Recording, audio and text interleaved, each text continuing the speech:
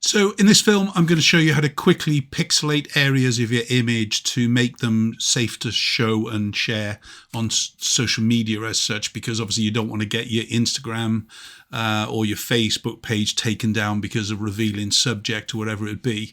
Obviously, I can't show you revealing images on YouTube, but let's kind of just choose images that are kind of a little bit more kind of covered up, as it were.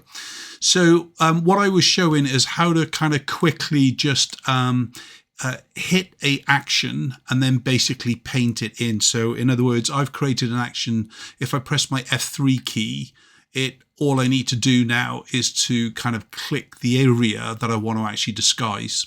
So if I do that again, just to show you how quick it is. So perhaps it's a celebrity that you want to show, but you kind of thinking about twice and blah, blah, blah, and you just want to kind of do it. So again, F3, and basically all I've got to do then is basically paint the area of the image to disguise the person as such. But this is really about kind of making it social safe as far as any boudoir images and things. Let's see how I did it.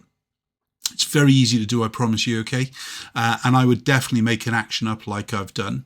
So the first thing that you want to do is duplicate your layer. So that's just Control J to duplicate the layer. And then you want to go up under Filter and Pixelate and choose the Mosaic option here. Now, it depends on how much detail you want, okay? It depends on the resolution of images that you're doing. So perhaps you've already resized the images quickly with an action to be 2000 pixels or whatever it would be, yeah? So you'll want a kind of a slightly smaller pixel. So decide on the kind of size of images, or if you're going to work on the original. I'm working on the kind of edited originals, as it were.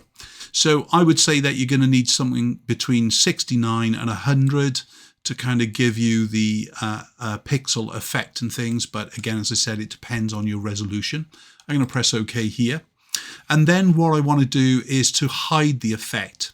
So if I, first of all, hit D to kind of put my color foreground and background back to black and white.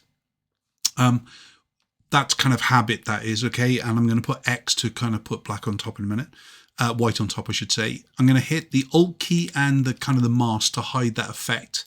And it's at this stage now, you can see already that it already puts the white ready to paint on top here. I've already selected my brush, but if you're making an action, I would encourage you to basically press the brush and make sure the brush is selected, not one of the other options. So just don't press B if the last one that you used was the pencil tool.